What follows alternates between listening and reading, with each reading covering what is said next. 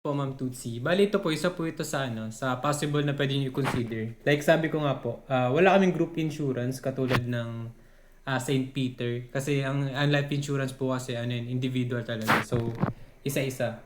Ngayon, ang maganda po dito, pwede nating isa-isa, pero mura lang po yung pwede nilang makuha.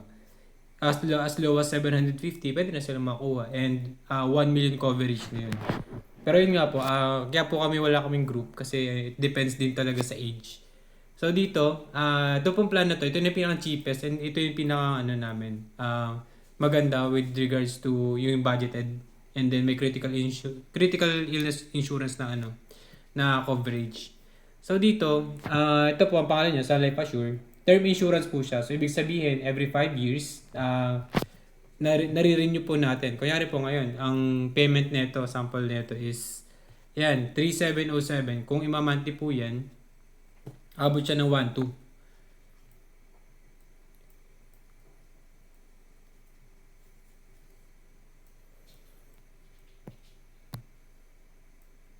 $3,707 divide 3. So parang 1,235 per month ang mangyayari po niyan. So very na siya, very ang mura niya na para sa 32 years old na male. Ayun, 1 to lang per month. Ang coverage niya na is 1.5 million na life insurance, tas 1.5 million din na critical illness coverage. Ngayon po yung critical illness. 36 critical illness po yung ating covered. Alin man po dito, magkaroon sila ng claim about dito, kaya total blindness, makukuha niya po agad yung 1.5 million. And then, ito pa yung sinasabi ko, term insurance siya. Ito, since 32 yung age niya. So, 32 to 36, 3.3 muna siya per quarter. So, every 3 months, 3.3. And then, pagka 37 niya, ang premium niya na in 5 years is 3.9. So, konti lang yung naging nadagdag. So and so forth. Tumataas siya every 5 years. Ni-renew natin tumataas. Bakit po tumataas?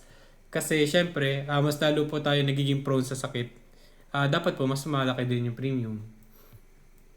Ayun po, para hindi po kami malugi. So, until age 70 po to, yung plan na to. Ngayon pag age 70 na, tapos doon nagkaroon ng ng claim, bali hindi na po tayo insured. Until age 70 lang talaga siya. So, pag gusto niyo naman po, until age 88 or until age 100, meron din po kaming plan doon. Ngayon, ito po yung plan na yun. Ito nga po pala, wala dito, life insurance lang talaga siya and critical illness coverage, tapos lifetime payment, kumbaga dire-diretso po na payment to until age 70. Dito naman, 10 years to pay lang siya. 10 years to pay. Ito, quote pa rin sa 33 years old. Sa 350,000 yung face amount or yung makukuha ng family. Pero maganda dito, nagta times 2. So, mangyari, pag nawala yung insured, magiging 700,000 po yung makiklaim. And ito, 10 years to pay lang po siya. Ang kaganda po dito, 10 years to pay nila, 10 years babayaran, pero insured na siya until age 88. Tapos, may investment part pa po yan. So, explain po natin mamaya yung investment part. Ito po kasi sa insurance na siya, tapos may investment pa siya. So, hindi lahat ng binabayad natin napupunta sa insurance. May part din, parang 80% nun napupunta sa investment part. So, ito naman po, may total disability. Ano po ba yan? Yan po yung in case na ma-disable yung insured, kunyari na coma. Ayan, na-accident, na coma.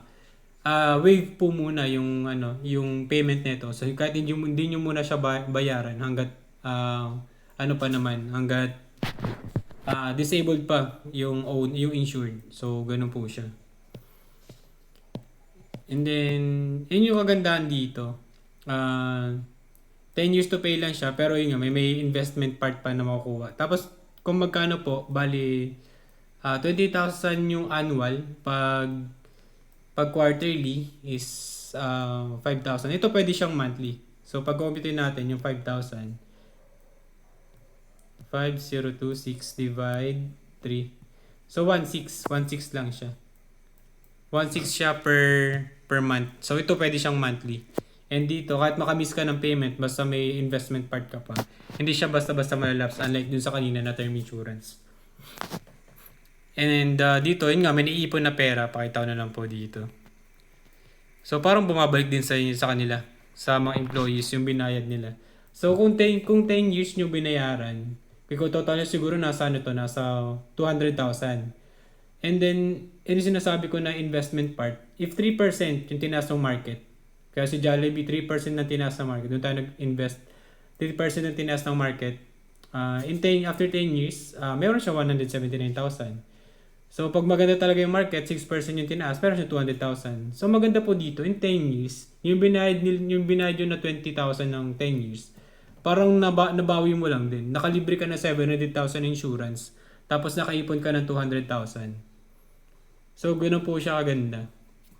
Ngayon, pag iniwan nyo po dyan, ang maganda dito, pwede nila itong gawing emergency fund. If ever na magkaroon ng problema, kaya age 39, biglang gusto niyang kumuha ng 100,000, nagka-problema siya. Pwede niya kunin, basta wag niya isi-zero out para meron pa rin investment part na ma-reinvest. And then, pag ginawa naman nilang retirement, di nila pinansin, kung 3% yung tinaas, 247. Ngayon, pag maganda yung market talaga, 656. Ngayon, pag 10%, mas mataas pa. So, yun. Parang nag-times 3 siya. Yun yung kagandahan din. And then, yun nga po, sabi ko dito, until age 88 ang insurance coverage dito. Unlike dito sa plan na to, na until age 70 lang. And hindi tumataas ito, fixed na po yan. Kung 20,000 yan, or kung nakita natin kanina na 1.6, yun na po yun. Hanggang matapos yung plan, 1.6 per month. And I think, kaya naman po nila. And malaking help po sa kanila to. Actually, sobrang swerte ng mga employees. Kasi pag binigyan sila ng ganito, ano yan eh. Ano na yung family. Was secured na yung family. And then, ito talaga yung pinaka-ultimate gift na may bibigay. Kasi yun nga, meron ka pang cash value na pwedeng i-withdraw dito anytime na kailanganin nila. Ayan. So, yun lamang po. Sana po may consider nyo to. Actually, maganda din talaga itong Maxiling Prime. Ngayon po kung ang ano lang dito, wala pa siyang critical illness coverage. Ngayon, pwede po tayong mag-add. Pwede tayong maglagay ng critical illness coverage katulad nito. Kaso yun nga po, magiging additional payment siya. Katulad nito na supplementary benefits. Parang ina-add-ons lang po siya. So, possible din magkaroon ng plus 1.5, ganyan, per month. And babayaran po natin until age 70. Katulad din po nito. Pero dito siya mabibuilt in. Pero yun. Sana po may consider nyo. Kung gusto nyo may critical illness coverage, yun, pwede. Kung gusto nyo naman po na budgeted talaga, gusto nyo lang sila ng pabigyan ng life insurance and with critical illness coverage na 1 million or 1.5. Yun po, pwede natin consider to. Kung natataasan po kayo dito, pwede pa rin natin ibaba. Ngayon ito po, feeling ko, ito eh. Maganda kung talaga. Kahit i-salary deduct po to, okay na okay. Kahit sa akin, gusto ko sa salary deduct. Hindi mo na mararamdaman pero magugulat kayo in 10 years. Kahit umalis man sila sa kumpanya, sobrang maalala nila yung kumpanya na bumigay sa nila ng life insurance. And very helpful to. Very helpful. Siguradong pera naman te. Sure na pera siya as long as mabayaran natin tong ma-complete natin tong payment itong 10 years and then habang buhay ka naman na insured. So yun po. Paki-message po ako if ever na may questions or may papa-edit po kayo, may request. So yun, pwede po natin i-cater yan. Wag po may mag-PM. Yun lamang po. Thank you po, Miss Utsi.